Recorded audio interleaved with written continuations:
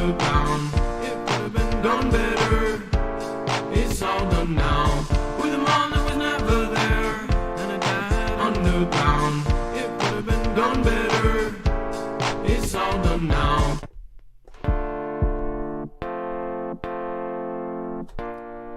Fears deranged Putin will unleash Bond villain-style hypersonic EMP weapon to cripple Ukraine if he can't drop a nuke. Obviously, we have talked about EMP a ton on this show, and of course, it is one of the biggest threats that is being verified by all sides as one of the highest as far as likely.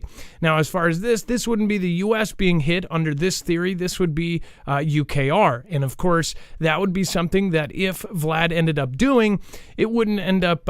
It wouldn't be something that would directly take lives, and it could, of course, be something that could not be responded to. Of course, if you do an EMP with a direct nuke retaliation. So again, this is coming out of DC. It says Putin could be planning to unleash a Bond villain-style hypersonic EMP strike to cripple UKR if he can't drop a nuke. Russian special forces are said to be equipped with the special device which can knock out electronics within a 6-mile radius. Electromagnetic pulse. Of course, this is a actual graph we'll end up showing you later in the show. It says known as electromagnetic pulse strike, or EMP. This sinister weapon has the ability to fry UKR's power grid, plunging millions into darkness. The devilish device can also disable communication towers and other electronic assets in what could be a hammer blow to UKR's ability to defend itself. It says EMPs work by creating electromagnetic pulse so great that it short circuits enemy devices, according to the Times. It says they're often strapped to hypersonic nukes, missiles like the Zircon, and filed 120 miles into space, knocking out electronic devices across an area the size of the U.S., according to NASA. It says the non-nuclear version is believed to be able to wipe out enemy assets within a 6-mile range. According to weapons expert Justin Bronk, Russia has a stockpile of EMPs ready to go and said some Spetsnaz units in UKR already carry them.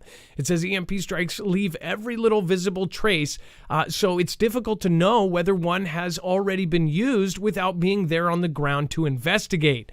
It says in July, Moscow boasted about a new EMP cannon that could fry enemy comms miles away.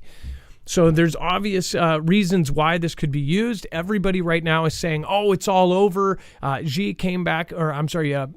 B came back from talking to Xi and said, oh, don't worry. I totally believe the guy. He says he's not going to invade, and Vlad is done, and they're winning in UKR and everything else.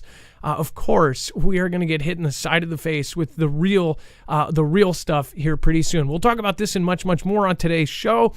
We will be right back right after this.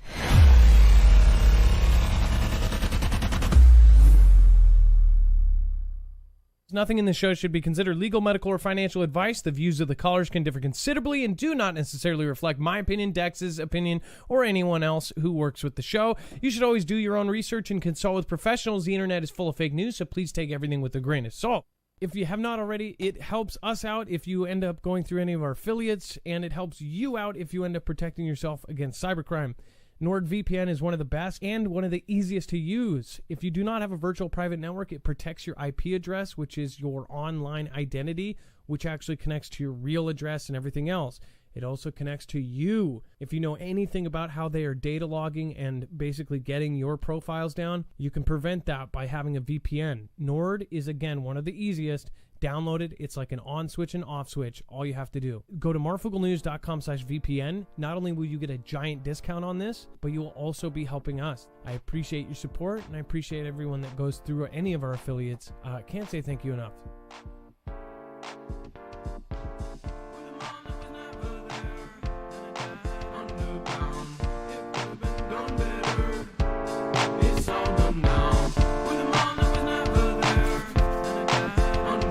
All right.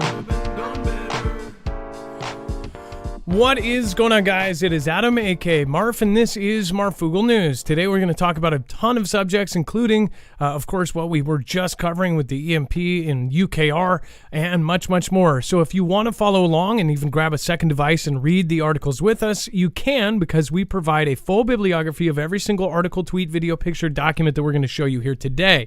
On our website, you will see that it's all easily navigatable by thumbnail. You'll just look for conflict of interest, the column before. Once you click on that, you'll see a full bibliography of every single article, tweet, video, picture, document. On top of that, you will see a whole ton of other stuff down at the bottom. We'll go over that at the very end of the show, but once you hit that yellow bar, that's all the stuff that could not fit into a 2-hour time period, so make sure to go check that out. We spend a lot of time putting that together, so make sure to utilize it. Again, it is a free service that we provide, and it is also great for creators. If you are trying to put something together, you can actually go back to a specific date and then actually find that day's news. I have found it actually really hard to go back to a certain day and go, what happened that day? And they'll have like the top 3 headlines when you go back in archived news, but you won't find, all the coincidental stuff. We do that because many times I have actually found that you will look back and see where things turned, and you're able to see other events that happened that day, and it's very strange how many coincidences happen. So remember to use that, and also, again, you can sign up for our email list and our notifications directly from us. All that is required is an email. Again, everyone has an email, and again, if you're worried about your info, just use a new email. That's pretty simple. Make sure to go to marfooglenews.com and check out all the rest. All right, let's bring in my co-host / internet brother, Dex James. What is going on, and how are you doing? Well, hello, Adam, and hello, Foogle fam. I am doing just fine. So we have, I'm gonna go back to this first story. So obviously they are talking about EMPs. Everybody is talking like everything is over, that everything is fine now. Now that everybody went to the boxes and put their little decision in there to pick who they wanted to run their state, everybody is saying, oh, well, it seems like they were just using it for this. And again, a lot of people, obviously are looking at what is happening and going, why did it all of a sudden calm down? Why is everything better now? Dex, again, what do you think about this whole, do you think that Russia's just going to give up and turn around and all of this humiliation and the world hating it is for all for nothing? Well, I think there's definitely some deception going on here, and I don't know where it is or exactly how it's going to play out. But I tend to know that whatever we think is happening, or anytime we think there's calm, usually there's something going on, and anytime there's something significant happening, there's always something else you're supposed to be looking for because they're distracting you of something. So, this is just a weird. I guess it's weird in the way that the media has sort of turned on this. But at the same time, just like we talked about this other story at the very beginning, it's also a period in which, we don't know if Vlad is really going to, take defeat so easily and just tuck tail and run. Or is he going to feel like he's backed in the corner, which many people have said, many people have feared, that was his personality type. And will he do something else? Like, is there a last ditch effort? Maybe it is what we've been saying all along. Maybe it is that he's holding back for the right moment. And I don't know if the right moment is if he's willing to spend it all on UKR, or if he's holding it back for NATO as a bigger approach. If for as much as we want to think that this was about UKR, this was really about NATO, and it's really about the encroachment of NATO towards his land. And he's not happy with that. He's never been happy with that. But at the same time, things don't look so good for him. At least from Kherson and on, everything's just been a defeat. So we'll have to. At least that's what they're reporting. So we'll have to wait and watch and see what happens here. But I'm not one to just write it off just yet. Well, but the timing is certainly suspect with the events that took place last week. Yeah, and then the in-person meeting with Xi, we'll talk about that in a little bit. Essentially, our president went there and talked to him and believes what Xi has to say, which, of course, he has a nickname that I won't mention, but most of you probably already know it, and saying, yeah, oh yeah, he's a great guy. He shook my hand, and it was a good shake, and I trust him. I think he's totally not going to take over Taiwan, even though everything he's ever said and everything he's ever done points towards that. And let's forget about all that. He smiled, winked, and he gave me a nudge, and we joked about stuff, and it was fun. That was a good impression of President B, by the way. I thought so. Either way, these weapons exist, and we have never seen them used on a large scale, let alone we've never seen them used by a major nation state in a kind of attack on one another. This is something that could just pop out of nowhere, and all of a sudden we wake up one day and they say that all of UKR is dark. But again, like Dex said, it's bigger than UKR. Some of the things, like, some people are saying, like, well, how did this all kind of calm down right away? Right as everybody dropped things in the box, all of a sudden Vlad is retreating and all of this, and Xi isn't going to take over Taiwan, and people are questioning, it was this for to put some strain on the system so they could get everybody, worried. In history, people have not wanted to change things or change how things are running during conflict time or when there's a potential war looming. Especially right before the main day that will happen in 2024 or what happened in 2020.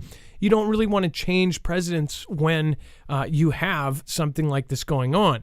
Almost every president that's been in conflict time has gone on to a second term. So one thing I think about is that's in 2 years. This was the smaller of the two events, and this was in 2022. Is this going to ramp back up, and are they going to make it even bigger if that's the case? If this is all, backdoor deals, then are they going to ramp it up even higher? You have to realize real people perished in this. Real people, of course, were affected by this. Millions of people were affected, but you have to ask yourself, do they really care? Probably not. In fact, as long as it's not personally affecting them, they don't really give a beep about anyone. So with this, though, as far as an EMP, this is something that is a very specialized weapon that could be used without a direct response of something worse. With this, it doesn't directly take lives. In fact, it's harmless to humans, but it is absolutely, going to be terrifying for any kind of grid. So one thing that I have pointed out this whole time is that all of the tanks, all of the weapons that they have captured in UKR have been like 80-year-old, 100-year-old rifles. The tanks are T-62s, which some of them are probably literally, served in WW2. These are old tanks that they have captured. And they're pretty upfront about saying that the UKR have captured these old tanks, but you don't hear them saying they've gotten the M90s or whatever the newer tanks are called, or the T90s and all of these other crazy advanced tanks. They say they've gotten one or two of them, but most of them are these ancient tanks. They sent in conscripts almost immediately. It says to me that they did not want to use their actual military for this. Maybe they thought this was going to be easier than it was, and they were going to send in conscripts and just, cannon fodder, and then send in old weapons and old everything because UKR didn't have much of a force. Well, NATO and U.S. stepped in. It very well could be that once they saw how much NATO and everybody else did to get this country in, maybe they're pissed off now. Maybe something happened during that where they're to the point where, like, forget UKR, we're going to regroup and we're going to take all of Europe, and we're going to have Xi's help and we're going to have everybody else's.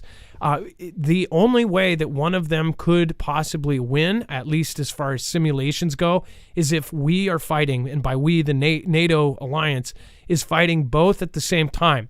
It would split up the most powerful military in the world, and it would make it incredibly difficult to actually win a conflict fighting two peer-to-peer adversaries.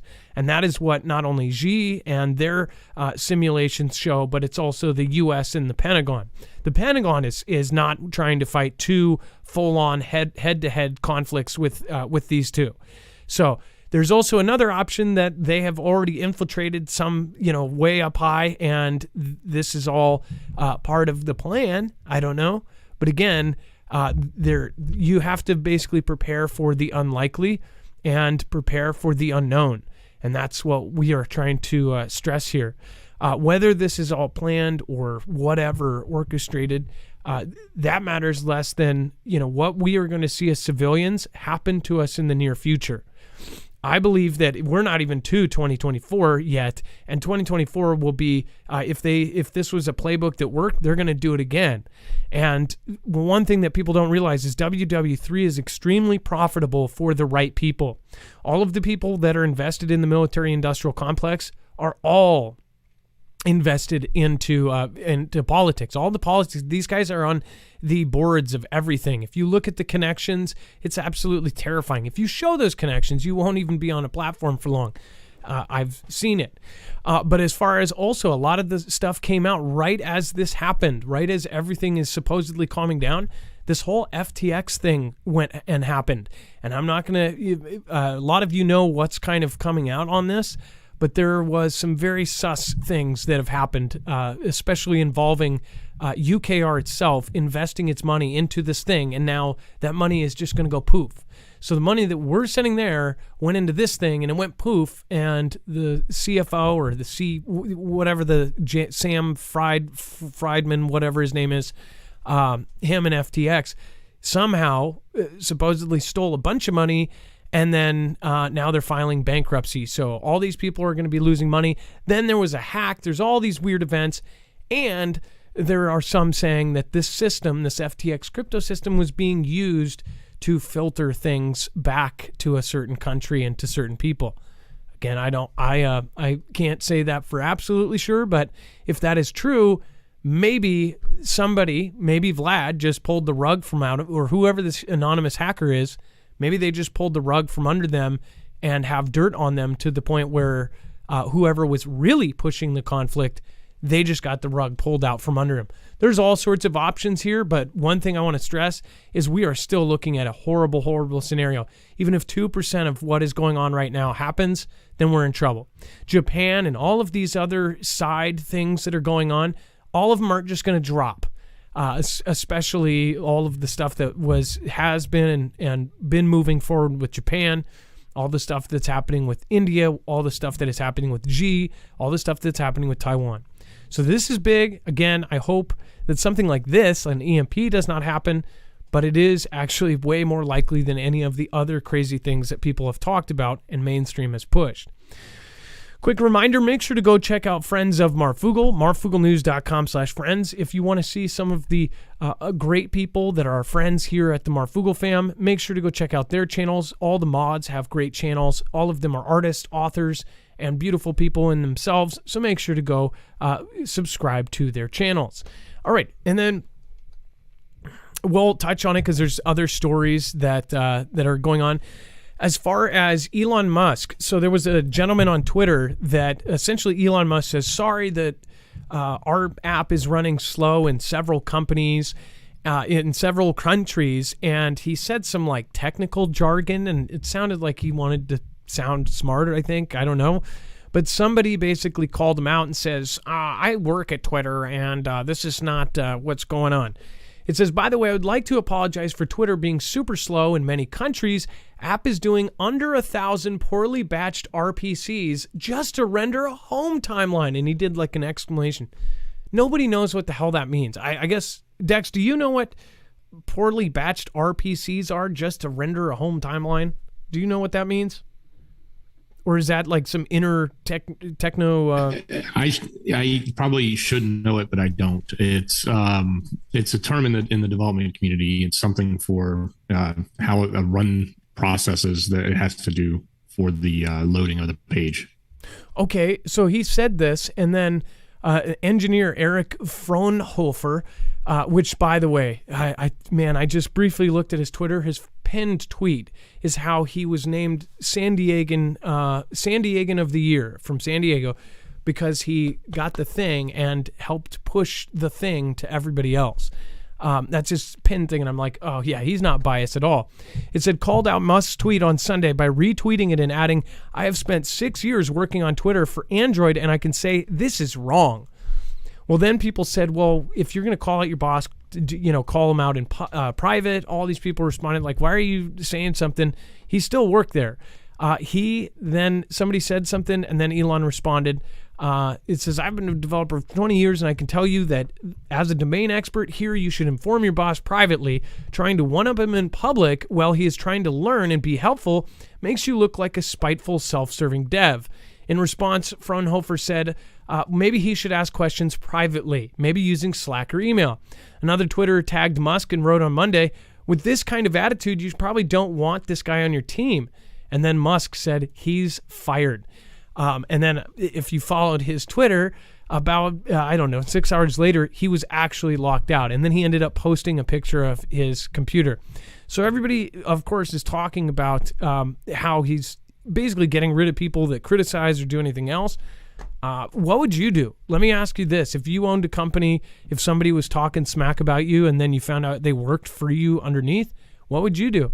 Just in general, would you fire them, or should you not be able to? I don't know what I would do, but again, that was pretty dumb on his part, especially since all of the other people that did get fired for speaking out. And then Elon Musk says free employee lunches at Twitter HQ were costing more than $400 per meal because almost no one was in the office. They spent up to $13 million for these foods in-house. Dex, do you want to talk about this? And by the way, in the tech community, a lot of these companies spend enormous amounts of money on food and things that they can do. And in their minds, they're trying to keep the person happy and at work so they don't leave, so they don't go to lunch. Most people that responded to this basically said that they would rather pack a lunch and be able to get extra stocks or something else of value, not this trick to get them to stay at work. Yeah, this is a very common tactic, and it's probably been destroyed now since CV, just because nobody's going in the office. Everybody's remote, right? So they don't go in, especially in the tech community out there, and especially in the Valley. I know when I worked in the Valley and worked with people out there, the places I went, you had to pay for your own food. It was discounted, but you still had to pay for it. But like these really fancy places like Twitter and Facebook and Google, they all just prided themselves on having these really snobby chefs that came in, and they all got to eat for free and whatnot. So I imagine if they kept that up and nobody was in the office, $400 a meal probably sounds about right when you have an entire executive chef team sitting in the back room making everybody a meal. It is a nice perk in the one hand because it makes you don't have to leave. You sort of go get some food and you end up sitting there and working with people at the same time. That's why they do it. And it probably does pay off on the line somewhere back in the old days. But today, I don't see it happening because nobody's in the office. So definitely doesn't make a lot of sense. And again, I typically, I've seen with the places I ever went to, mostly you had to pay for it yourself. I never was privileged enough to go anywhere that had free food except for Facebook once. But yeah, it's one of those things that is definitely a perk. And I could easily see him looking at this and saying, why are we doing this? You guys don't even come into the office. Like, bring your own lunch. Well, and then $400 a day per person. If you think about that, how many of us would love to make $400 per day at work? That would be a salary that people could live on. And instead, they're just throwing it away, making food that nobody's eating. This is kind of a look into how these huge tech companies are they're making so much money off of all of us that they can just throw away money. They literally burn it. They literally put it in the compost. Literally, they put all of that food in a compost somewhere. And meanwhile, people are starving across the planet. And then Qatar World Cup faces new edict. Hide the beer. Dex, go ahead. You want to cover this? They're having all sorts of strange struggles out there. The conservative nature of Qatar and the craziness that goes on with a huge event, a month-long event like World Cup, they just don't really go hand in hand. And you've got all these people coming in from out of the country that have an entirely different, belief system and what they want to do. And then you've got like these massive sponsorships like Budweiser, who pays $75 million to sponsor World Cup. And guess what? They don't want to be in the back behind the bleachers, so to speak, where nobody knows they're there. They want to be front and center. They're paying the bill, right? Well, the society there in Qatar is not one that really does a lot of alcohol. Matter of fact, they do have it, but it's usually in the bars of hotels where foreigners come and go, and that's the only places you can get it.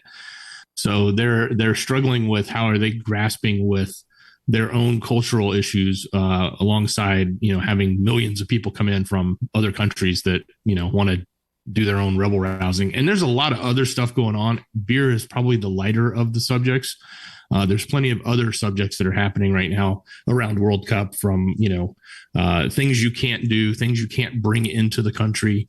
There's a whole list of banned stuff and subjects that we're not really going to talk about here. But as we're actually going to continue the conversation, though, on World Cup, because there's something happening with their village, which just looks so ominous. And I guess we'll get to that in just a moment, Adam. Yes, the Qatar, this is their fan village. I'll show you. Actually, I'll read you kind of what's going on here. It says, supporters heading to the World Cup will fork out almost $200 a night to stay in cabins that resemble glorified shipping containers. It says the biggest event in football hits Qatar next month, but supporters heading into the Middle East to stay in the fan village will find themselves packed in like sardines. It almost reminds me of that concert that they tried to throw together, and it ended up being like a shite show, and everybody got stuck there and didn't have any food or water or anything. I could see something stupid like that happening. They're, of course, in Qatar, but this is what it looks like. It looks like something out of a futuristic, horrible movie where everybody is literally packed into containers. I'm assuming they have like AC and things, right? I mean, look at this. Yeah, they have. I think there's multiple pictures on that link if it shows. I don't know if they loaded, but they have 2 beds or 1 bed. I think they do have a potty in the room, and it's not like a suite or anything. This is, I think you get like half of it looks like a shipping container. It's been divided into sections, and they do have an air conditioner in there, probably a simple little wall unit. But look at how many they are. This just reminds me of like this whole notion of how they've talked about cramming people into these small spaces and getting them to live in an environment where they just have a room and they just have enough space for themselves, and that's all they need, right? This is so, I mean, it's ingenuitive in one hand because they probably didn't have enough hotel rooms. They needed to pack in, millions of people that may come there for this event, and to turn all these shipping containers into that, kind of cool on one hand, but on the other hand, it's so creepy looking, in my opinion. Yeah, especially if somebody up high takes a look at this and says, that's actually a good idea. Or if we end up in some sort of, another quarantine of some sort, and they say, hey, this worked out in Qatar, we should do that. In fact, I think there was similar things when everything went down with CV in Australia. I think there was something like that in Australia. They at least had front porches and like grass in between the sidewalks and stuff. I mean, they had a little space on theirs. They looked more like those like miniature mobile homes, not let's cram 4 people in one shipping container. Well, what's crazy is that just happened, and it's pretty crazy that it is already almost 2023, and that started in 2019. The time has flown by, but it has not been that long since every single person on the planet was affected by this thing that basically is now, it's just been dropped off the side of the earth. But then they keep giving us these hints in the media and in science saying, oh, it's on its way back. It's going to be right around the corner. Go ahead. Well, and talk about timing. Just put this in perspective. Qatar was awarded this in 2010. Okay, they've had since 2010 to figure out this solution, and this is what they did: shipping containers. Yeah, in that time, in a year, they could have built 50 hotels. They got tons of money. They got all the old money. Like, come on, everything over there, they spend it all. It's lavish. And then moving on to tens of thousands protest magazine of president's electoral reform plan.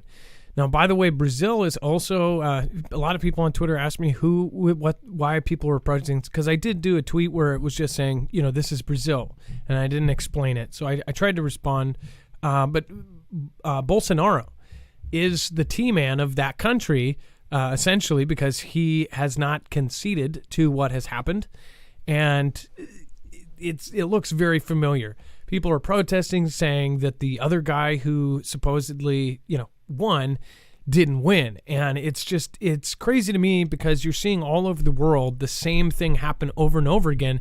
And if so many people don't, believe what is happening, it's kind of hard to get anybody to trust that when they do these things, that it's going to be an accurate result.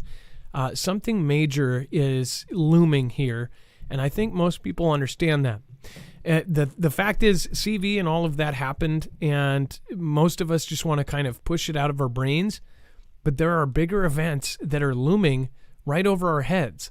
The mainstream is telling us that things have to change drastically in just a couple years.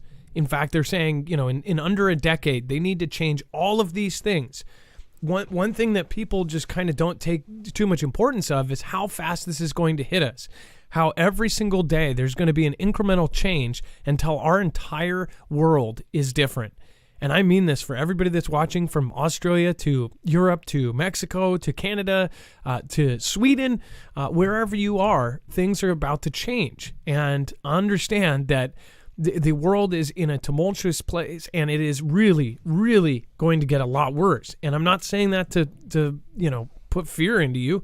You should know this. This is reality. This isn't something that an adult should be avoiding, talking about and understanding. Because if you don't know what's happening, then it's gonna be bad for you. It says tens of thousands took to the streets in Mexico on Sunday to protest President Andres Manuel Lopez Obrador's plan to overhaul the country's electoral commission, INE, in what they would fear would concentrate power in the hands of the government. Lopez Obrador, who put the plan forward in April, has long criticized the country's electoral authorities, including accusing them of helping to engineer his defeats when he ran for presidency in 2006 and 2012. He said that the reform would let citizens electoral authorities and reduce the influence of economic interests in politics. It would also cut financing for political parties and limit advertising time. And this is Mexico. It's like all of these different events are happening all around the world. And I wonder what percentage of these are actually using systems that are all designed by the same people. Dex, what did you think about this when you saw it? Well, that's exactly what I thought. It's not that, and to be fair, I don't know if his reforms are correct or not correct. I don't even know their political system that well, so I shouldn't judge, and I'm not going to judge. He could be right, and he could be wrong, and they could be right. But the fact is that we're seeing this over and over again from country to country, including our own, where this type of event happens, and there's more consternation.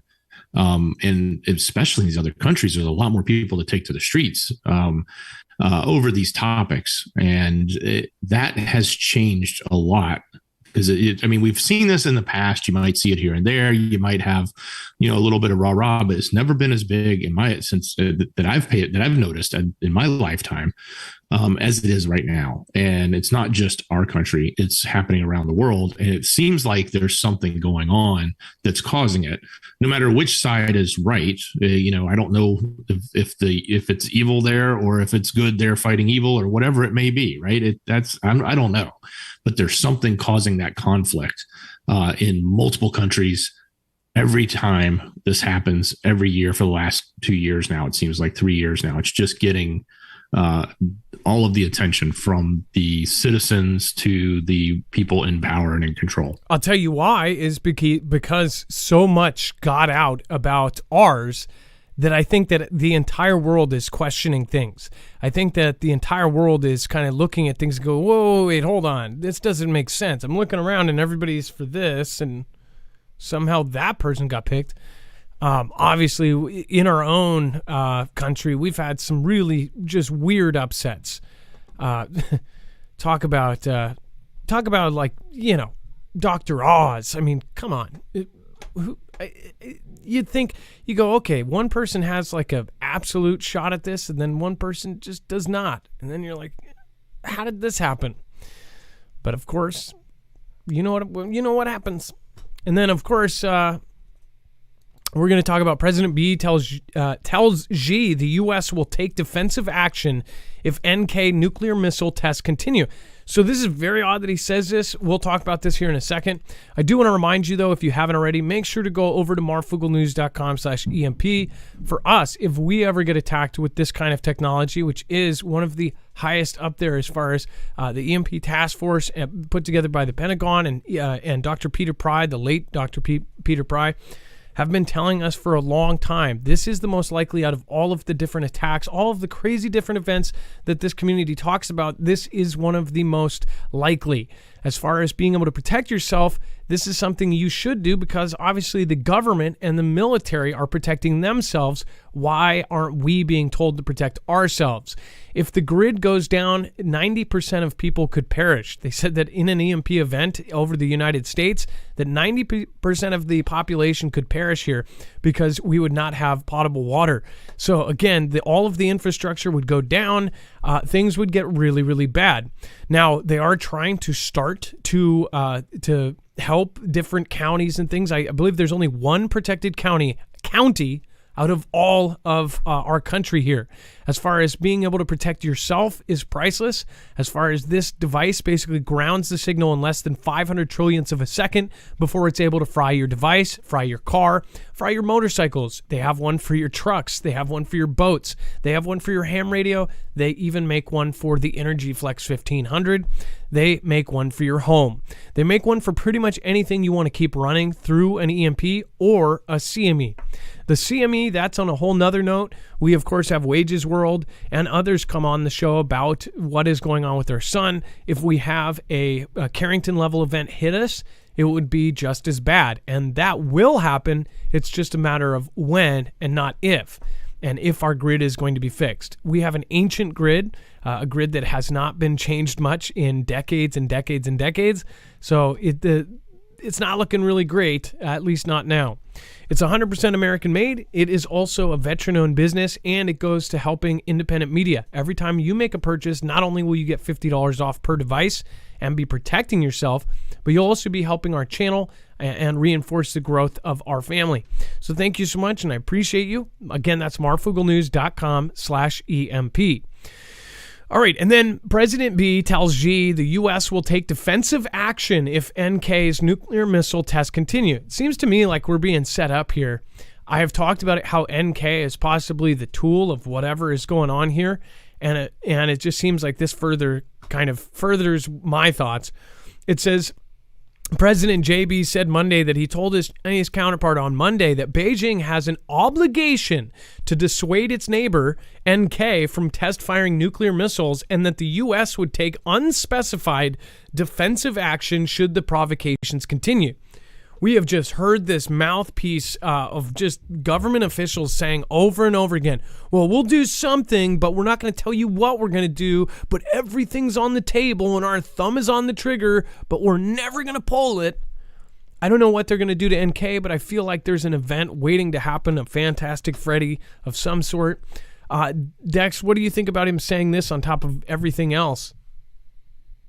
Well, I think that this takes it a little bit further in the sense that, they've talked about if he uses any nuclear in the past, but now they're saying if he's doing testing. And I know they said it for tests before, but then the last time they said if he uses nukes on anyone, then we'll take him out. Well, of course, if the guy, launches a nuke on anyone, you're going to take him out. You don't need to threaten that. That's sort of obvious, right? So this one is going back to a message they said early on, maybe about 5 weeks ago, where they said, hey, if he does this testing that we're afraid is going to happen, then we're going to have a bigger response. So we don't know what that response really will look like, but in this sense, at least coming from JB going directly to Xi, I don't know how much credibility that gives it, but at least it's taking it to the highest, leader, so to speak, because we know that Xi has a lot of influence and probably control over Kim. And I'm sure if, he could tell him to stop if he wanted to, he'll probably tell him to keep poking the bear is what he's probably going to tell him to do. Because it doesn't seem like he's let up at all. It's been nothing but, fireworks after fireworks coming off the beaches over there. So definitely keep an eye on this one, because I don't expect it to simmer down. I don't either, and I think that this is all playing out, and I think a lot of people are going to feel really burned after this week, but I think that something else is in the plans. Obviously, most of you already accept that they are pushing the reset button, and I think all of this is part of it. That's just my personal opinion. Again, what do you guys think? Let me know in the comments down below. And I also want to thank you so much, Grace, for you too. Says, hi there, Foogle fam. Good to be with you again. Thank you so much for your support. Carol McLean, thank you as well on the last show. One of the last people out. Zen1AZ, Next Exit, thank you so much for your support.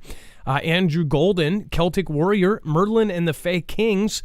We have The Lifeboat. Thank you, Thomas. JT, Zen1AZ, Soldiers for Jesus, Tyler, Craig Alicious, Be Real Beast, James Park, Neil Nelson, Thomas C. Bryan, Miss Dragon, Ryan B., Blue Boy 1968, Chappie, Sass Finance, and KT Cleans a Lot.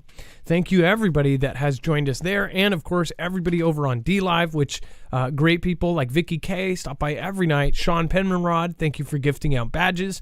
And then, of course, Kimbria, good evening, Foogle fam. Renegade PD, Texas Rob, thanks for being here again and also gifting out badges to J-Girl. That's me. Chance, thanks for, of course, hosting and for modding. I appreciate that. And then everybody over on Rumble, I appreciate everybody that has stopped in and found us over there as well. I appreciate it. And then the CIA chief talks nukes and prisoners with Putin's spy chief. It says that U.S. Central Intelligence Agency Director William Burns will, on Monday, caution Vladimir Putin's spy chief about the consequences of any use of nuclear weapons and will raise the issue of U.S. prisoners in Vlad's jails. A White House spokesperson said in the first known high-level face-to-face U.S. Vlad contact since Putin's February 24th invasion of UKR. Burns was in Ankara on Monday to meet Sergei Naryshkin, head of the Vlad's SVR Foreign Intelligence Service. It says he is not conducting negotiations of any kind. He is not discussing settlement of the conflict in UKR, said the White House, speaking on condition of anonymity. He is conveying a message on the consequences of use of nuclear weapons by Russia. So I don't believe that. I think that when you have Vlad's CIA head and our CIA head meeting face to face, they're shipping, okay? There's some weird shipping going on here, and very, very sus, especially with everything that is happening right now. Send the CIA, one of the first in-person meetings is with CIA and their spy chief. And supposedly we send the CIA to say, hey, don't use nukes. The consequences are really grave. It seems to me like that meeting would also make sense after, I don't know, somebody hacked this whole system that shows all sorts of weird stuff just went down. Dex, go ahead. Maybe they were delivering the new playbook.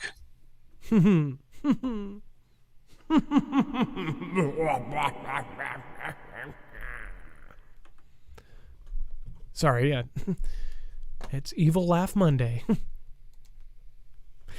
And then 2 dark ships were spotted near the Nord Stream pipeline days before the explosions were detected. Satellite data analysis firm says. 2 dark ships. 2 ships with their trackers turned off sailed near the sites of the Nord Stream 2 pipelines just days before they were ripped open by subsea explosions. A satellite data analysis firm says the vessels were both between 311 feet long and 426 feet long, which, by the way, just by the size of them, they were most likely, I would guess, military or commercial. I mean, you know, unless they were a couple of yachts. But, you know. Said had their automatic identification systems or AIS trackers switched off, says Jerry Javernicki, the co-founder of Space No. It says they had their beacons off, meaning that there was no information about their movement and they were trying to keep their location information and general information hidden from the world. Javernicki says Space No found 25 ships passing through an area with a several-mile radius around the sites. Wired reported. It says 2 of the vessels did not have their AIS data turned on. So probably that would point that they were probably a part of it, right? Dex, I wonder if you can get that exact length of ship and then narrow down what kind of boat it is. I wonder if somebody has already done that in the, in like the community. What kind of boats would be that exact length? That's like the one that's like, kind of sounds like that's one of the few things they have about it, right? I wonder if they have any other telltale signs of what it was. Yeah, I think they actually can identify them already. They just haven't told us who they are yet. Maybe it's a nothing burger, or maybe it's the smoking bang bang, so to speak. Because I think we're either about to find out or they already know. This is a very highly trafficked area, and for ships to turn off the AIS in that area, it's not a normal thing to do. It's only done when they're up to no good, like they're smuggling stuff or moving cargo that they shouldn't be doing or things like that, right? It's not. They don't know. We just flip this off. It's a lot too many ships in that area. It's a very, very busy area. So I think they even say that they've got a lead on it, but they haven't really come out and said exactly who the identity of these ships are. Well, it sounds like they know, but we're not going to know. I would say with all of the unknowns that people should be, thinking about what is actually happening and just prepare for the unexpected. Thank you for all the great people popping in. Matthew Shaw, Blue Knight, Oki Khan, Jonathan Symes, LW, Android Architect. I permanently disabled mine. I don't know what you guys are talking about, but if it's Facebook, good for you. Jalisa H, Pole Shift, says Putin fights deep state. One Sun Observer, or he is it. Remember, he was the young leader, right? I'm in Ohio, and same cold snap. So the weather has been absolutely nuts everywhere, and so many different people from around the country are saying that they're having odd things happen. My son got selective SVC notice today that he hasn't signed up yet. Says Mendo Chick, live in Detroit. Tara Belay, it's nice to see you. I actually saw you. You popped into Jacob's stream earlier. I missed the live though of him or his premiere. Hello, Adam, Dex, and fam. What's going on? Guns and Water. SPK, Michigan Lifestyle. Tinfoil Hat, thank you. Let's see here. Ilea, what's happening? Stealth Mode, One Sun Observer, Lord Andrew, and Just Comment and Go. Well, I hope you stick around. Thank you. All right. And then Sledgehammer execution of Russian mercenary who defected to UKR shown on video. Dex, obviously we're not going to show the video, but this is pretty nasty. Yeah, if this is true, this is taken it to a totally different kind of level. This is something we would have seen over in ME. And so the interesting thing about this, aside from the horrific event that happened to this person, he makes a statement, and then that, as you just described, happens. I'm not going to describe it again. But they asked the head of the Wagner Group about it, and he said the video should be titled "A Dog Receives a Dog's Death." And then he later went on to say he did not find happiness in UKR and was met with unkind but fair people. So, on one hand, you sort of expect that type of, cocky attitude from, people in Vlad's country. But at the same time, this is a much different kind of message that's being spread when a video like this comes out and this type of event happens, and then they make statements about it. That's kind of that's a new level for them. Yeah, especially with how grotesque it sounds like it was. If, again, we don't know with any video what's actually real and what's not anymore. And then Putin may scrap major press event as signs of panic spiral. This, again, and most people, if they say anything negative to what's being said on the Western side, they're carrying somebody's water or whatever. I, like many of you, just don't believe anything that is going on right now, like anything. So we'll talk about that here in a second. I do want to remind people, though, sale still going on for the Kodiak X2. If you haven't gotten a solar generator, then I highly recommend this one. It's silent. It's stealth, which meaning people won't hear it from 3 blocks away. If you don't know about why solar generators are so awesome, then I'd highly recommend going over and checking out the different features. A lot of people are actually very unknowledgeable about solar compared to gas-powered generators. Gas-powered generators, of course, require you to keep a ton of gas around. This, all you need is some good solar panels. They can last decades. And of course, as long as you have sun every single day, when that sun rises, you start getting power. As far as the Kodiak X2, it's shipping out soon. In fact, you can get one extremely fast compared to as far as if you are waiting for an Energy Flex 1500. Lithium is in high demand and in low supply right now, and it's going to be fought over. So the prices are all going to go up on all lithium products, including cars, everything else, because the world is forcing people to switch to it. But as far as for your own good, being able to have power and being able to have something like this, which you can actually dual link to power pretty much anything you want, again, is pretty amazing. This is a UPS system, which means it's uninterrupted power supply. It will seamlessly switch. So if everything goes off, boom, it clicks on and you're still keeping power. If you've ever been in a store when a storm is happening and the power goes off for a second and boots right back up, that's because their backup generator kicked in. This is a UPS system. It's 0 to 100% in 75 minutes. It has 6,000 charge cycles. So if you powered this every day from full to empty for 16 years, they say the battery will still have 80% capacity, which is huge. Again, because this whole technology, the bad part about lithium, and everybody knows, just like your cell phone, if you use it for 2, 3, 4 years, then eventually the battery degrades. This one has one of the best systems as far as how little it degrades over time. So again, 16 years later, if you were using it every day, it would still have 80% capacity, which I think about 80% capacity of this is equivalent to one of the Flex batteries. So you would still have basically a full-on Flex battery if you were using the Flex 1500 system. It's pretty amazing, and again, it's power. You don't really need to tell people why they need power.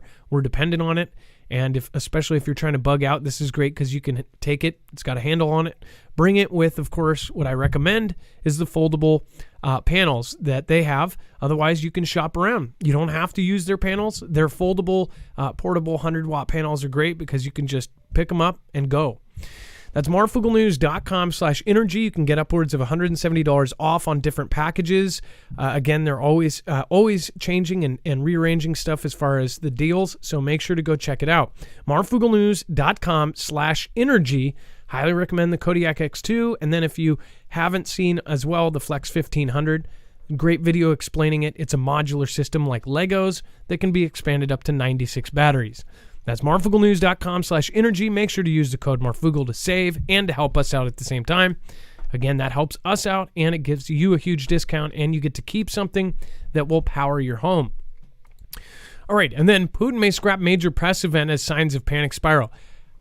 Just telling you my opinion, I don't believe what is happening right now, and I think that something very, very fishy is happening. As far as all the Western media says that he's panicking, that he's about to give up, all of this. If you look at their media, they're basically looking at it like just one little setback in a long-term conflict, which setbacks happen all the time. If you followed any of the U.S. conflicts, we have had tons of these. That didn't mean it ended any quicker. 20 years we had a conflict going, which, again, the end of that didn't end well either. We had tons of setbacks over that time.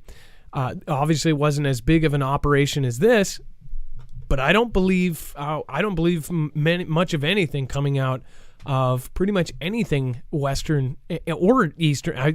Nothing that is coming out. Both sides are putting out Ganda. It's conflict time, and then of course, if you know the history of how people got in power and who put who where. It's very, very suspicious. And what's kind of crazy is if you live in America and, obviously if you grow up and you're, supposed to be proud to be American and proud to be this, then it's hard to say something is going bad above you. But again, you can be proud and support your country without supporting some of the stuff they do. Obviously, we know if you know the truth on some of the stuff that's happened in the last, since 2001, then you'd probably know that there's some pretty shady stuff that's happened. Dex, what do you think about Kremlin maybe canceling Vlad's major annual press conference? They're probably going to say, oh, he's afraid of getting offed, right? Yeah, they're going to come up with all sorts of excuses. It's definitely one of those things that right now they can make any headline they want out of it because it hasn't happened yet. And it's easy for them to say sources are telling us this and sources are telling us that.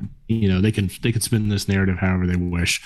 Time will tell. We'll have to see. He didn't show up to the G20 because he had his excuses, and now we'll see about this press conference. Obviously, it's a big deal. It happens every year. Time will tell.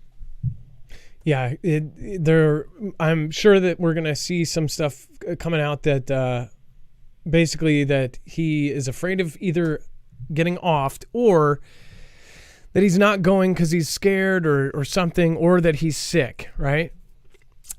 Just want to pop in. It looks like JWTV popped in. If you guys haven't checked out his channel, make sure to go check out. He's always been super polite, has come in for years and years and years and said hello to the Foogle fam. And in general has just always been super polite, has always come in and never been a negative person as long as I have seen him around. Again, I used to watch a lot more when I wasn't doing a lot of stuff in the background. Again, I'm doing side gigs and all sorts of other things with my life, and I've got 4 kids now. But again, go check him out. Make sure to go subscribe. And mods, if you want to drop his link, you can. And then thank you, J-Dub. Thanks for stopping by. All right, and President says after Xi meeting, he doesn't believe there is an imminent attempt from China to invade Taiwan. Okay, so after speaking with him, he's used his magic antennae, and he goes, no, I talked to him. I can read people. I don't think it's going to happen. Says that President B told reporters Monday following his meeting with Xi that he does not think there's any imminent attempt on the part of Xi to invade Taiwan. President B made the remark when asked about whether a new cold conflict with China could be avoided and the possibility of Beijing invading Taiwan, which it claims sovereignty over.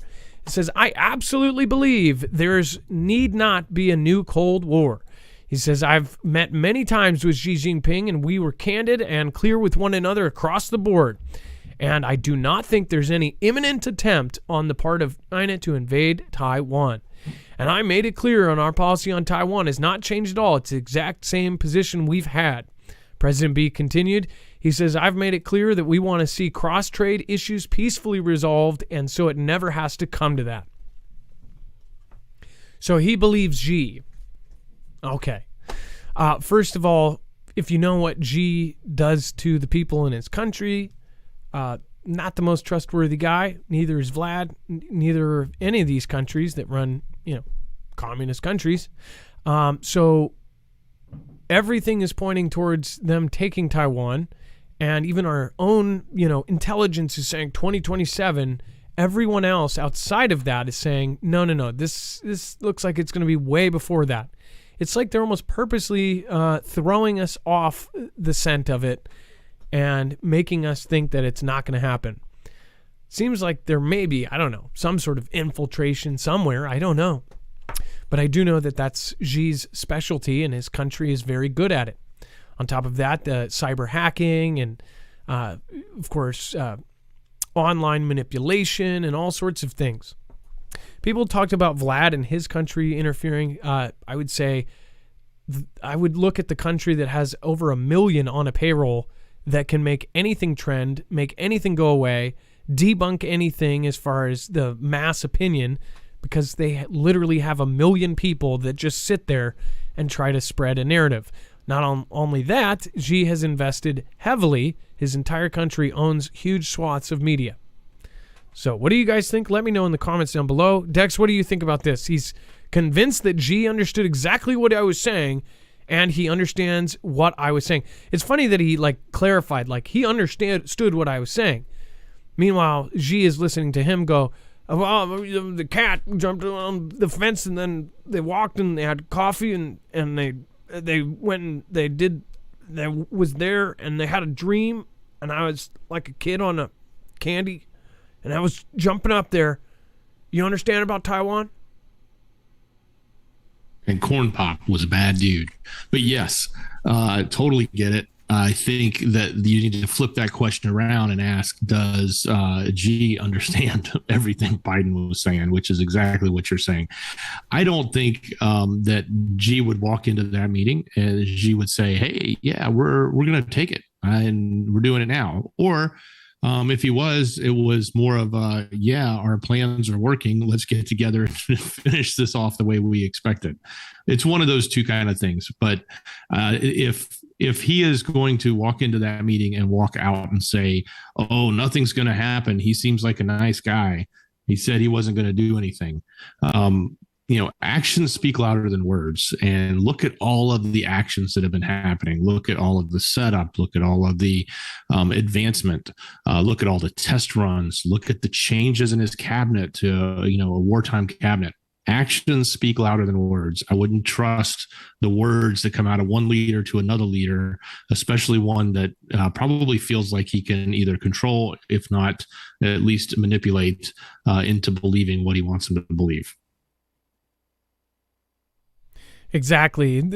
It wouldn't be hard. It'd be like, be like saying, let's see. My shirt's yellow.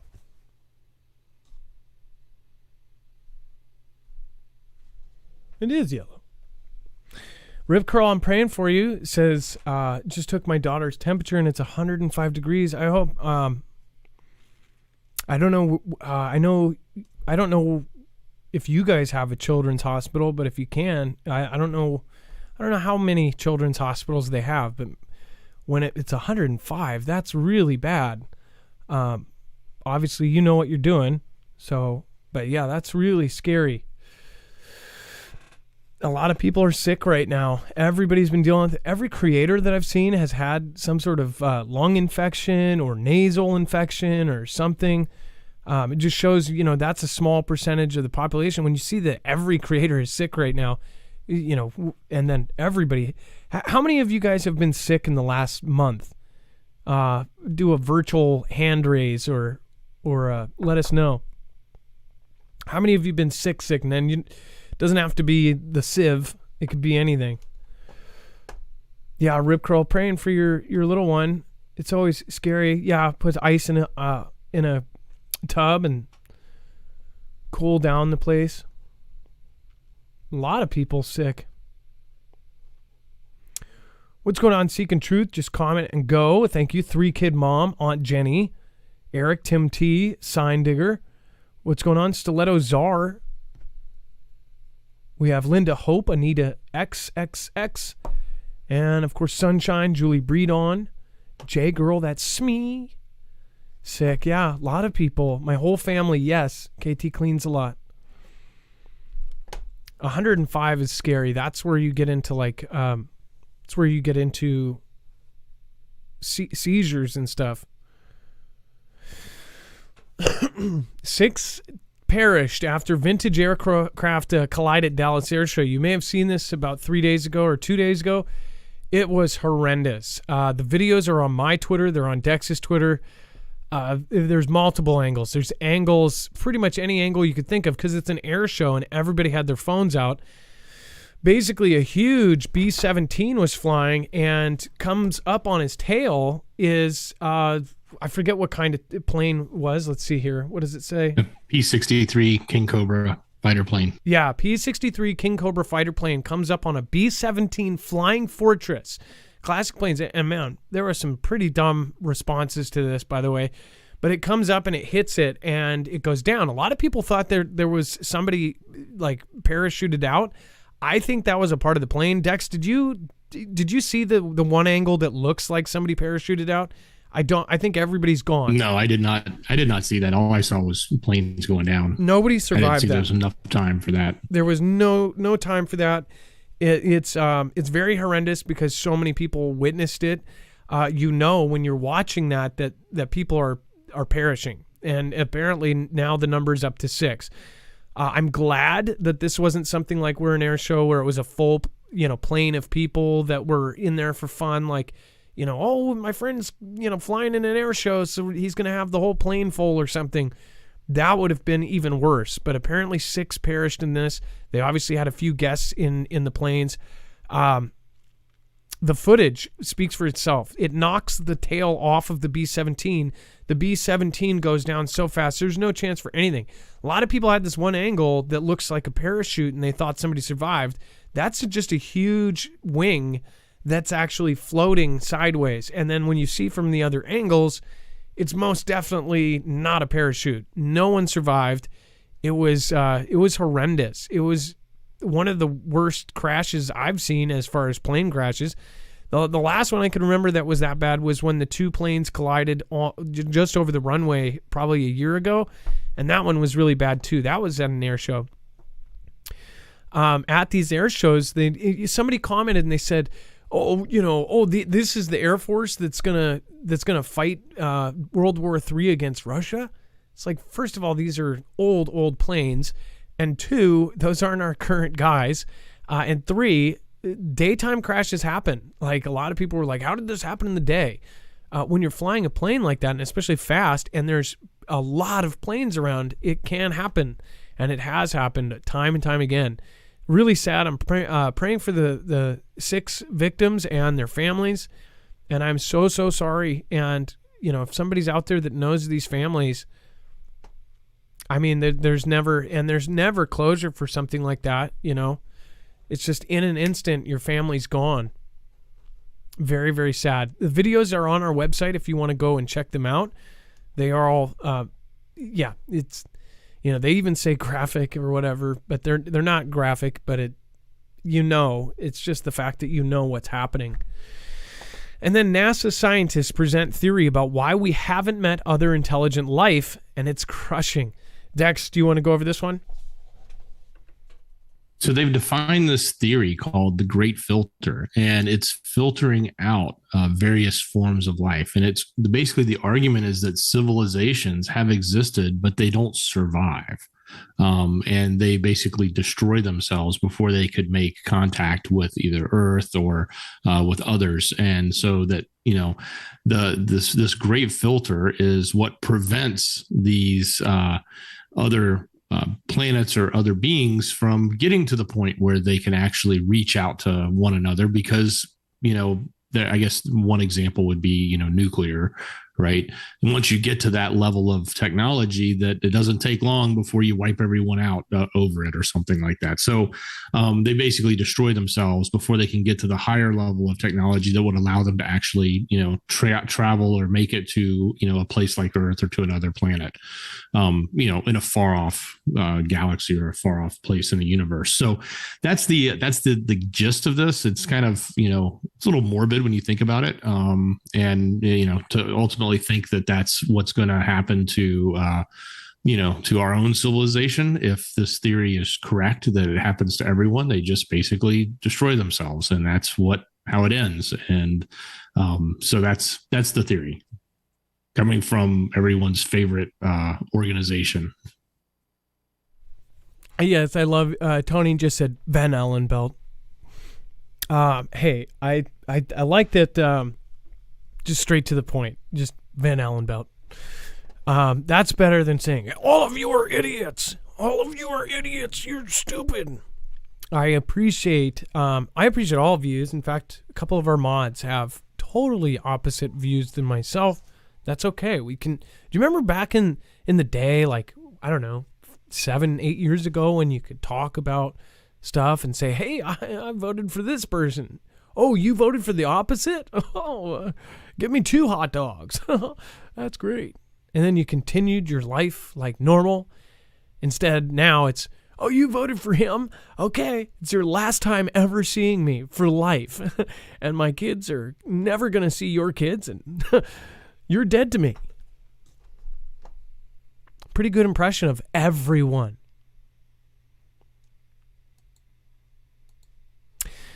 And then ESA Solaris, wireless power beamed down from space. We actually talked about this before, and it's a technology and a thing that they were trying to push through. And again, I'm sure some of you probably are saying, no, it's something else. I'd love to hear the opinion on it too. It says solar power could be gathered far away in space and transmitted wirelessly down to Earth to wherever it is needed. The European Space Agency plans to investigate key technologies needed to make space-based solar power a working reality through its Solaris initiative. Recently in Germany, one of these technologies, wireless power transmission, was demonstrated to an audience of decision makers from business to government. The demonstration took place at Airbus X Works Innovation Factory in Munich. Microwave beaming was used to transmit green energy between 2 points, representing space and Earth over a distance of 36 meters. The received power was used to light up a model city and produce green hydrogen by splitting water. It even served to produce the world's first wirelessly cooled 0% alcohol beer in a fridge before being served to the watching audience. So they were saying that this power is coming from space wirelessly and then powering all of these things, all of the lights, and freezing the beer. See, it sounds kind of gimmicky, right? But what is freaky is I'm sure this is good for all of us, right? If something is beaming power down. It's so crazy, though, because this is also something that nobody could ever imagine, even just 20, 30 years ago, if it's real and if it's true. Think about that, power being wirelessly transmitted. With all the weird things that have gone on, Dex, this is kind of what I covered a few years ago, and I said, why are they spending so much money on microwave technology? The place right by Walmart in Washington State, I did drone footage, and it was super weird. They had all these containers. They were using Walmart for the Walmart employees said that basically this company was all of these containers. They were told to say that they were Walmart's, but they were actually microwave technology companies. There's all sorts of weird stuff going on with this microwave stuff. What do you think is going on here? Well, I often question why, when it comes to these new energies, I'm a believer, and it's just my opinion, that there is other forms of energy that we could tap into. We just choose not to for various reasons, and those typically are money and power that have prevented us from having much more economical energy. It seems like there's always a way to find alternative energies, but they're never as cheap as they really say they are. Like, oh, let's just get, put solar on your house and it'll be cheaper. Well, by the time you spend all the money for all the equipment, it might take 20 years to break even with what you're getting from the power company. And, oh, by the way, that's the lifespan of that equipment. So you got to start over again. So a lot of these power solutions always that you see developed tend to have an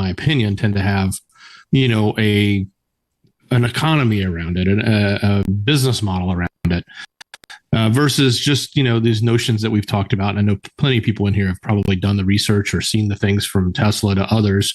And I'm talking Nikola, not Elon, about the potential of harnessing energy and using it and generating it for free.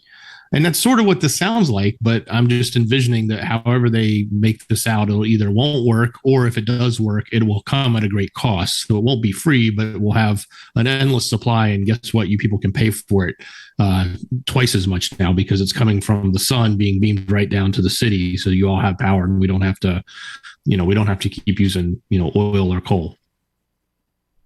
Yeah, there's as far as there's been this huge elite power that's controlled energy. I mean, think about it. If you control energy, you control people. If you control the power, you control people.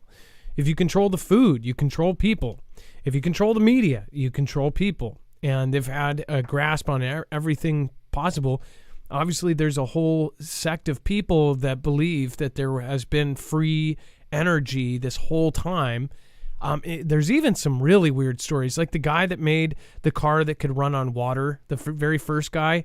He ended up perished, and after he perished, just after showing his car to this thing, and it was revolutionary, and he went to this thing and showed it off, and then days later, after he perished, somebody went in and stole the car, and it's never been seen since.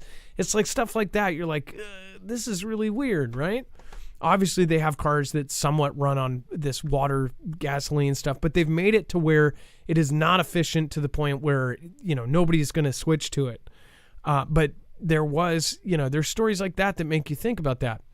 It's kind of like, do you guys think that big tobacco and big pharma and big other people, do you think that way, way up high that they've had people to keep things the way that they are?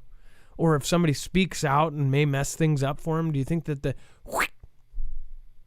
you think big government does that? Well, we know government does that. Isn't that crazy that we actually, we all know that all of our governments, they literally have secret operations that take innocent people's lives because they're going to possibly mess things up for them.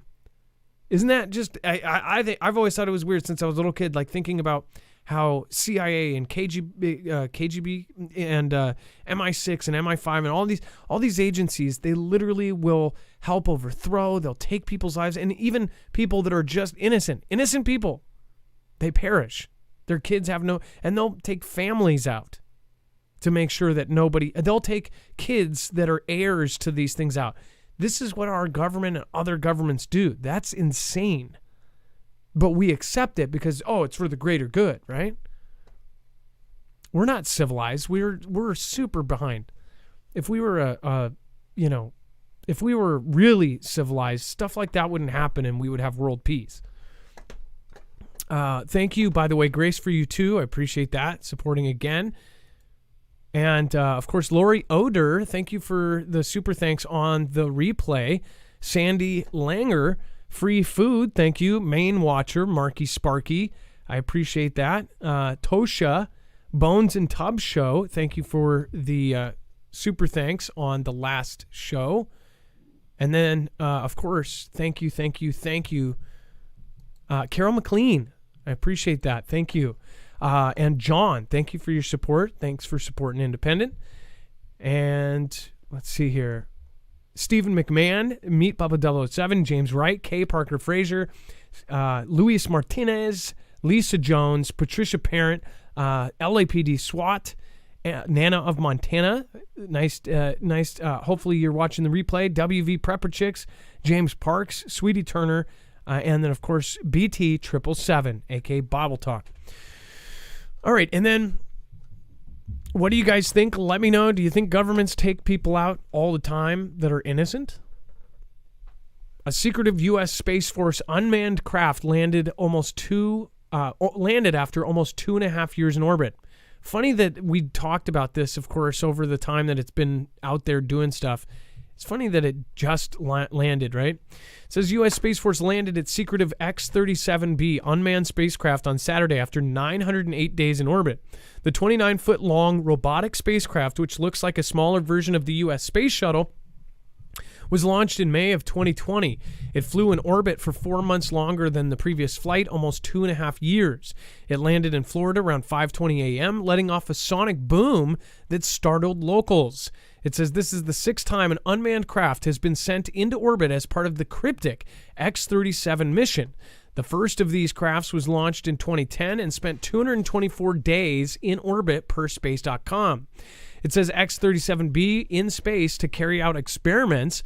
One tested the effect of space radiation on seeds on board the craft. Another successfully beamed solar energy down to Earth from space using radio waves, thanks to a solar panel mounted on board the OTV. Beyond the experiments done on board, not much has been revealed about the purpose of the X-37 mission, prompting speculation over the years. It says the mission has been run by the U.S. Space Force, the government's space defense branch of the military, set up by former President DT. It said that its payload and its flight path have been mostly classified per space.com. Heather Wilson, former Air Force Secretary, said in a conference in 2019 that the X-37 crafts are able to quickly change their direction and dip into the atmosphere to thwart tracking by adversaries. We know that drives them nuts, and I'm really glad about that. So Dex, they're saying that this thing, I didn't know that. They say that this thing can supposedly be out in orbit and then dip down into orbit or into the atmosphere and then go back out. What the hell is this thing? Does anybody have any theories? Go ahead. It looks very much like a space shuttle, right? I mean, it's got the form, it's got the wings, it's got rear wings on it, so it's got a lot of stabilization for flight. So and just a ton of heat shield. The whole thing is covered in heat shield. So that makes a lot of sense. It's not as big, obviously, as a space shuttle. It's a much smaller craft, but I guess as long as it's got a lot of fuel on board, which I'm assuming it, planned this 908 days of orbit, planned on how much fuel it needed, and it was able to use that, what little it may need to go down into the atmosphere, and then probably a lot more to pull back out of it. Yeah, so, and it's been up there for 2.5 years. What kind of shady things do you think that it's actually doing? I'd love to hear some theories. Looks like the space shuttle. Yep, Occam's razor. By the way, I can't always get back to people on Twitter, but I thank you for sending me stuff and different stories and things. Thank you, Occam's. And then Heavy Ordnance. I've been definitely on Twitter a whole lot more lately since the takeover to see if there is some positive change. Which, by the way, if you guys haven't followed, at Marfoogle over on Twitter, very easy to find, just at Marfoogle. Tom Hancock Outlaw, No Energy, Armadillo Craft, Truth Iris, uses no fuel in orbit, says Mad Cow Mark. I don't know exactly how that works. I don't think it says that, does it? I would think that it wouldn't need to use much if it's floating out there, but then if it needs to use fuel, it would pop back in. Thousands of gallons in the wings alone. Let's see here. Shouldn't need fuel in orbit, Dog Friendly says. Let's see. Yeah, not in orbit, but if it's going to go into the atmosphere and then come back out, then it would probably need something. Arts and Nacho says, I wonder how many more are out there. Dawn, if you go down to the link or go to Twitter at Marfoogle, you can get that link. That was posted right before the show. It's the last tweet, or in the description, or go to marfooglenews.com and you can click on it. Brenda, it has solar panels for energy. D-class files. Look them up. SPK, D-class files. And then Soviet has abandoned versions of this in a warehouse on a military base in Kazakhstan, Russia. D number T. Matthew Shaw, energy beamed to it. Well, again, if they're talking about this technology, about the power being beamed, but is it electric? James Meyer, yes, governments do. Beer Juice, good night. Appreciate ya. Early day tomorrow. And then different fuel source or in a flight fueling. How many X-37Bs are there, says Talon? Well, publicly one, but who knows? We've launched a lot of weird private ones. Thank you, Bones, for, by the way, putting all sorts of different links down there. Thanks for, again, modding, and thank you for helping out and putting all of that stuff in there. And then scientists accidentally found life under 3,000 feet of ice in Antarctica. Never in a million years would they have expected, the lead scientist said. So I don't know if any of you have seen the program Ancient Cataclysms. I think it is. It's got is this the same guy? Wait a second. This isn't. I think Hancock was on the chat. But there's actually a show that is out about ancient cataclysms and basically the findings that he has. He's been on Joe Rogan many times, and I think his name is Hancock. But he has shown that there might have been humans in certain areas around the Ice Age. Do you guys know what I'm talking about? But he also shows that the world was different even 20,000 years ago, and that there are underwater places that wouldn't have been underwater back then, before some great floods, right? And so there are hidden cities down below. There's even cities that continue underneath the water, and there's proof of that, where these cities were, way, way down. And that shows that there would be humans in these different parts, and they could have used land bridges and all sorts of other things. What's crazy to me is why they push so hard against it and back against it, and it's because it would change everything. And all of these scientists that do their little TED Talks would basically have to look back at all of the stuff they've said at these TED Talks and be completely wrong. And they don't want that. And it would also mess up all sorts of different ideas of what, really happened and what's in history books. I think that there's a lot of shady stuff. And as I know, all of the mainstream media that's put down or, put out right now, that's going in the history books as what happened. But we know when we see a mainstream article that shows, something that happened, that it's being lied. They're lying about what actually happened, and we know, especially when it's something you've been a part of and you were directly there, or you witnessed it and they're writing it down as something else. And I think, how much did this happen throughout history? How much did humans lie to try to keep a story or a narrative throughout the times of everything? Lots of very freaky things, all of the ancient kind of buildings that cannot be explained, the pyramids and the things that we couldn't build today, even if we wanted to with all of our high tech. How the heck did they build it back then? It's a very fascinating story, and it says that scientists found life buried under 3,000 feet of ice in Antarctica, challenging the assumption that nothing could live in such conditions. The findings were published in a peer-reviewed journal. It said scientists previously thought Antarctica's frigid temperatures and lack of light and food made it impossible for living creatures to thrive. The creatures were found attached to a boulder in the Arctic seas under a Filchner-Ronne ice shelf. Experts from the British Antarctic Survey drilled 2,860 feet of ice before making the discovery. It says that the area underneath these ice shelves is probably one of the least known habitats on Earth, said Haw Griffiths, one of the scientists who made the discovery. It says, we didn't think that these kind of animals, like sponges, would be found there. It says the Filchner-Ronne ice shelf is a massive floating ice sheet that stretches out from Antarctica. It spans more than 579,000 square miles, but little has been explored under the ice. Enormous icebergs occasionally break off ice shelves and drift away. In December 2020, one of these icebergs threatened to crash into a breeding ground for sea lions and penguins. So they're saying that there was all these weird things that were found way, way deep down. I wouldn't doubt that, of course, there's going to be evidence of all sorts of different things that contradict history and contradict what we think. Dex, don't you think that was because maybe the Earth was possibly different at a previous time, or what do you think? Well, the continental shifts, as they call them, if you look at the continents and how they look like they used to fit together, right? And they've all sort of split and separated off, and they've even said some of them are going to come back together at some point. There's probably so much of this Earth that we don't know about, especially when it comes to the depths, when you go underwater, or in this case, under ice, which is just frozen water.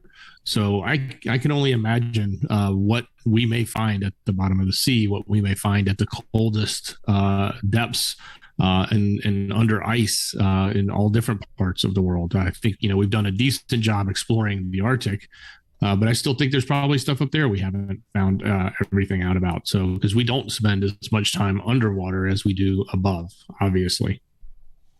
It is kind of a trip how it all looks like a puzzle, and then it all spread out through different earthquakes or whatever happened, right?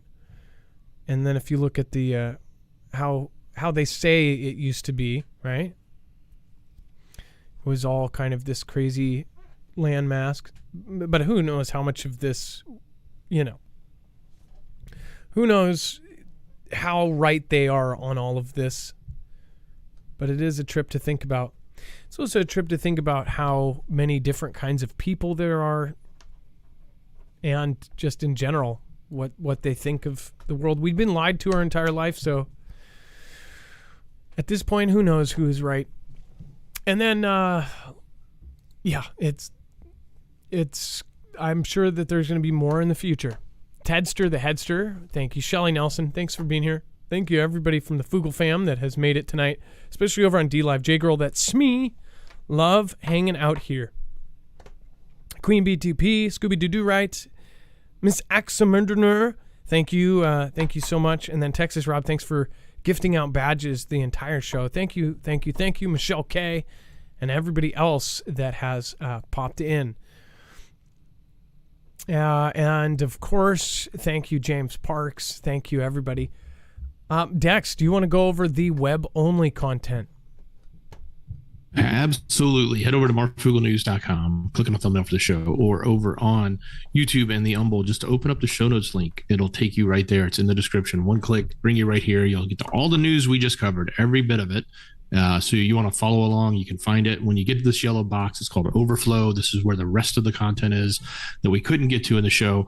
Of course, all the political stuff is still there. Lots happening in that realm. You've got a big event coming up. There, a big announcement coming up tomorrow from T-Man. So I think we talked about that last week. It's supposed to be this Tuesday. So pay attention to that tomorrow for those of you that care or don't. There was obviously some more informants that had come out around some things. So if you want to check that out, you can get that and all that political coverage there. We do have some updates around the just a little bit about what was going on with the crypto stuff. The Binance CEO came out and was trying to cover his butt. And I think a lot of people are trying to cover their butt because a lot of people have lost a lot of money and they're trying to figure out who to blame. Looks like there's been some people obviously are going to be continued to be laid off or fired across the tech space, which is making news in different various ways. Like one guy who's working for Meta who moved all the way from India to Canada and showed up. And the first day on the job, he was laid off. And it's kind of crazy to think that you've moved halfway around the world and then you get laid off. That's very unfortunate for him. And I'm sure there's plenty of other people in that same boat. But there is updates across that whole spiel, whether it's Musk and what he's talking to the employees about stock, whether it's the big lawsuit that's happening and what's happening. There's one with both Tesla, and there's another one where they're trying to hit them with the stocks, which we talked about last week. I think that's coming up here soon. Jay Leno got hurt by one of his cars. He was in a fire.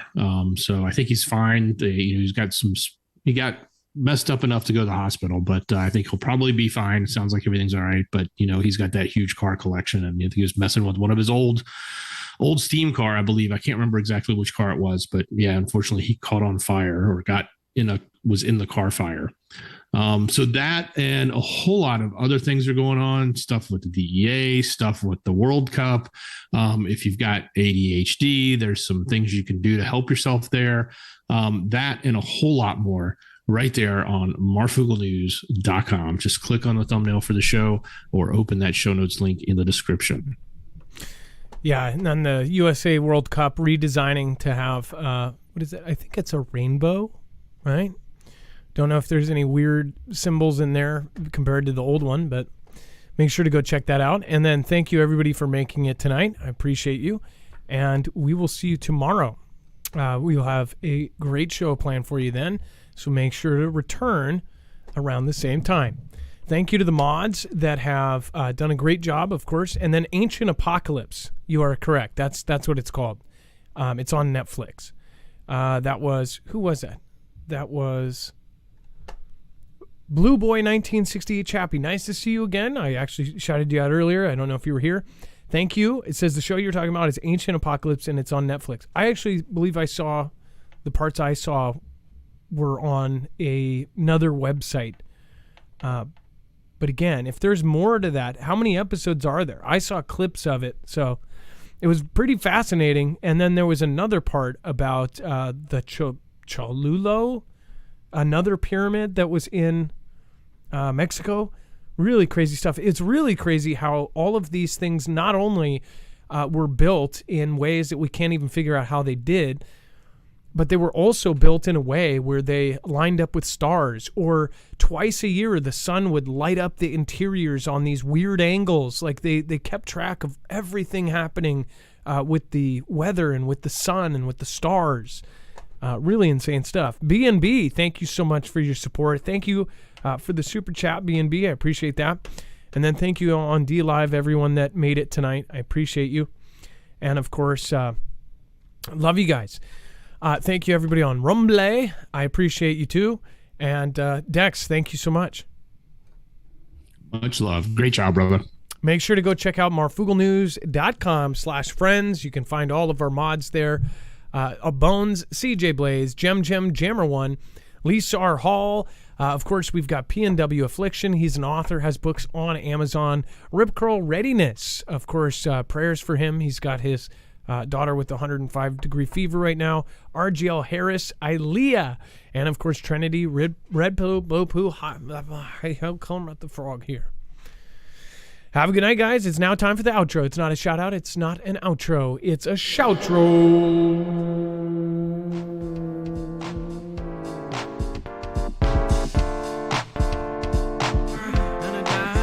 underground. It could have been done better. It's all done now. With a mom that was never there, and I died underground.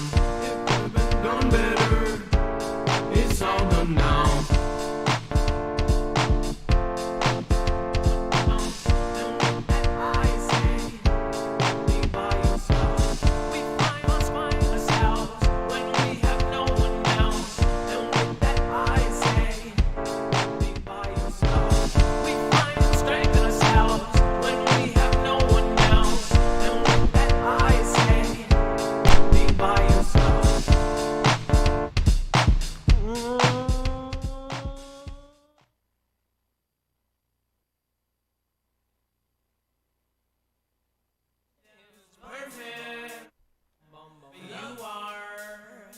As close as it gets, no one is perfect, but you are. As close as it gets, no one is perfect, but you are. As close as it gets, all night, they'll find their love that they lost there. No one is perfect, but you are. As close as it gets, no one is perfect, but you are. As close as it gets.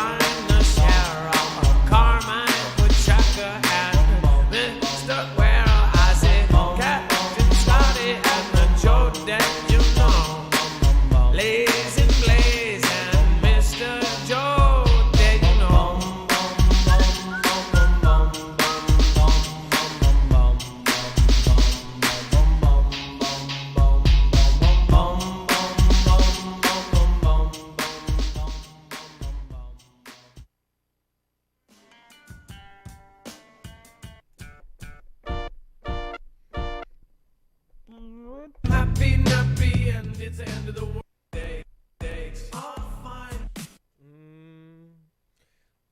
Let's make a new one.